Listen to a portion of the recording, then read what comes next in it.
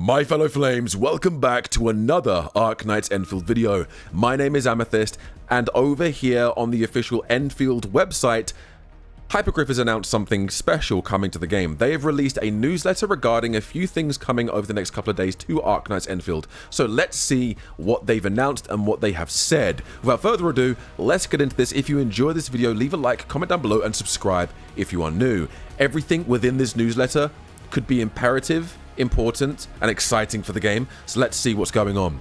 Dear Administrator, ever since the official release of Arknights Endfield, Talos 2 has welcomed numerous explorers and builders of boundless passion, intellect, and spirit of altruism. Together, administrators from across the world have filled the world of Endfield with life and riches. As of February the 1st, 2026, power transmission lines laid down by every administrator of the world have reached a total length of 42 billion meters. That's a big number. And a total of 23 million shared facilities have received repairs. An easy stash facility located in the hub of Valley 4 also received the most installation and repairs, totaling at almost 4.5 million repairs. We hereby thank administrators of the entire world for your efforts in joint construction and mutual support. Okay, good. That's pretty cool. That's pretty cool. Some people aren't going to care about this, but that's pretty cool information to know. To make team creation easier for administrators and improve the early game experiences in combat and exploration, all administrators who complete the main mission Chapter 1 Process 1 Break the Siege shall receive a progress reward. Designation Selection Permit. Use this permit to designate and acquire one of the 6-star operators featured in the basic headhunting banner. Translation: we're getting a free 6-star. We're getting a 6-star selector where you can choose one of the 6-star units in Endfield from the standard banner. And since this is in 1.0, this is very useful. Very good. Very well done, Hypergryph. This is something that we all needed, and this is something the game needed. Maybe people will stop dogpiling on the game as much now because they're giving us free stuff. Okay, great. This is amazing. This is huge. This is huge. This item will be delivered by mail. Administrators who have already completed or will be completed the main mission will receive the item after the quick update on February the 5th. That's tomorrow. That's tomorrow. In the future, we will consider sending this progress reward item via an in-game feature so that receiving the item will be more intuitive in a more intuitive. So is this them saying that they're going to change where the item goes in the future if you're a new player? Or does this mean they're going to be doing more of this in the future? Who knows? Meanwhile, during the last 2 weeks, the project team has received plenty of valuable suggestions from multiple channels, including surveys, customer support feedback, and community discussions. We have referenced these suggestions as well as the administrators' in-game behavioral data to improve the in-game content. The previous update optimized the claiming of AIC factory simulation rewards and reduced the stats and or resistances of certain enemies. In addition to these tweaks, we hope that our dev comms will provide timely and comprehensive updates on optimizations that are ready to go, as well as those in the works for future updates. Devs have listened. Hypergryph listened. Hypergryph has cooked. They have done something that a lot of players in the community have wanted. They've dished out optimizations, bug fixes, alterations to stats of the enemies, and alterations of other things in the game that people have been complaining and concerned about. Thank you, Hypergryph. But that's not all. Optimizations ready to go. To improve administrators' exploration experience, we have lowered enemy levels at various exploration levels, including Exploration 6. The enemy level is reduced from 60 to 55. The post-adjustment level 55 enemies drop the same loot as pre-adjustment. Okay, so they're going to drop the same rarity of rewards. They've just been reduced in level to make it a little bit easier. Exploration level 7, 70 to 60. Same again, the loot will be exactly the same as the pre-existing enemies before the nerf. Early game operator progression support. Administrators who reach authority level 16, 17, and 18 will directly receive a number of ferrum components for assembling blue quality gear.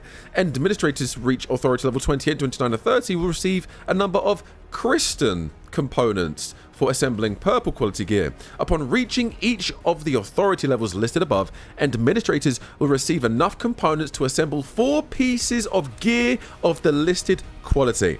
This will improve combat experiences before the administrators construct and develop their AIC factories. Administrators who have already reached the listed authority levels shall receive compensation items via in-mail in the game. This is huge. AIC factory control optimizations. A feature to quickly switch all selected facilities on or off has been added to the top of the view mode. This will make it easier for administrators to quickly allocate power resources during low power. Map experience optimizations. Distribution of nearby enemies for several TP points, rare materials, gathering sites, and mining spots of all the maps have been adjusted to improve the administrator's experience when setting up AIC facilities in these locations. Other optimizations. Adjusted difficulty designs for a number of percussive devices. These optimizations will be released in the game in a quick update schedule for February 5th. February 5th is when this update is going to be going live. This is kind of like a 1.5. Like a 1.05 update, right?